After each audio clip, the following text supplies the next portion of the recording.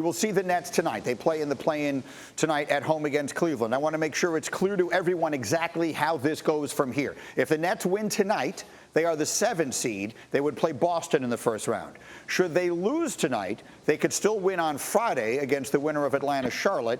And at that point, if they win, they'd be the 8th seed, which means they would play Miami. So, Zach Lowe, I can't get a read on what you think of the Nets. As they head into this here, the Simmons factor is at this point somewhat undetermined as what exactly they will get from him. What do you think as far as the Nets' short-term and long-term future here, meaning tonight and then the next few weeks? Well, I think they win tonight, and if they do win tonight, they kind of opt into the toughest possible path to where you think they're going to go, Greeny. They'd have to go Boston, Milwaukee, and then who's ever left over. And I think Boston and Milwaukee are the 2 best teams in the Eastern Conference, assuming Robert Williams III comes back soon. And to me, the Nets, we know what their upside is. We know who the 2 stars are. We know the Simmons rumblings are out there. It just feels like to beat 2 teams that good, it's got to be your year. It's got to be a year where everything coalesces, where you know yourself as a team, where you've been healthy, where you have a guy like Joe Harris who we've all forgotten about. Sometimes it's just not your year. So where do I stand on the Nets? I keep saying this, and it's vague maybe, but this is what I feel. They could win any one series against any of these Eastern Conference powerhouses, though I think it's unlikely against Boston and Milwaukee. But winning 2 or 3 in a row is just so hard. It just doesn't feel like their year to do that. It feels like not enough has come together for them. How much do they need from Simmons, Tim, to get something significant done? They need just a guy that can come in and give them 15 minutes of defense more than anything else. Look, he's going to be a complete non-factor offensively. The guy sat out a year. He's a reluctant scorer as it is. You might be able to get him something easy as a slasher or in transition.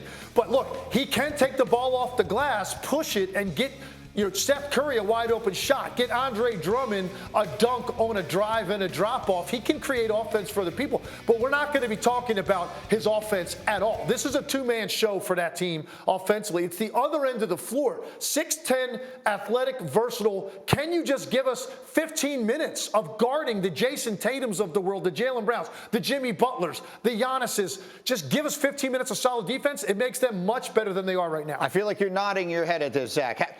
How much could Simmons, depending on what we get from him, alter your thinking on the Nets?